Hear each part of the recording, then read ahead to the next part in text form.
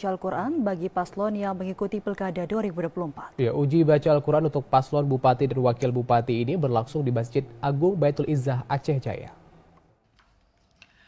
Uji baca Al-Quran bagi paslon Bupati Wakil Bupati Aceh Jaya diikuti oleh 4 pasangan.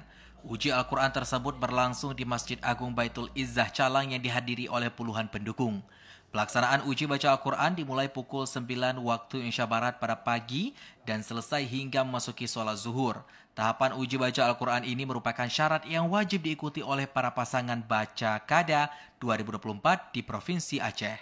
Uji kemampuan baca Al-Quran melibatkan tim penguji dari unsur MPU, Kementerian Agama dan LPTQ Aceh Jaya. Dalam tes tersebut, setiap paslon yang hadir akan diundi untuk menentukan surah dan juga ayat yang harus dibaca. Pada uji kemampuan baca Al-Quran akan dinilai di antaranya tajwid, makhrajul huruf, dan adab, di mana paslon yang ikut serta pada uji mampu baca Al-Quran yakni paslon Yusdi Syamsuddin, Safwandi Muslim, Mustafa Ibrahim Hanasri, dan Nazaruddin Hendri Haryanto. Ketua Divisi Sumber Daya Manusia dan Partisipasi Masyarakat KIP Aceh Jaya, Basriadi mengatakan uji mampu baca Al-Quran bagi paslon Baca Kada Aceh Jaya saat ini telah selesai dilaksanakan yang diikuti oleh semua kandidat.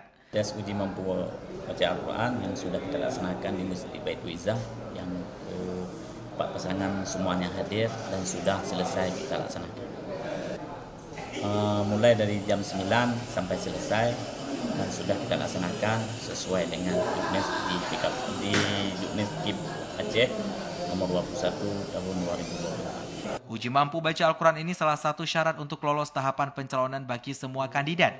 Hasil tes uji baca Al-Quran tersebut akan disampaikan oleh Dewan Hakim atau Dewan Juri kepada KIP Kabupaten Aceh Jaya dan nantinya hasil tes tersebut disampaikan ke masing-masing kandidat. Dari Aceh Jaya, Musliadi TVRI melaporkan.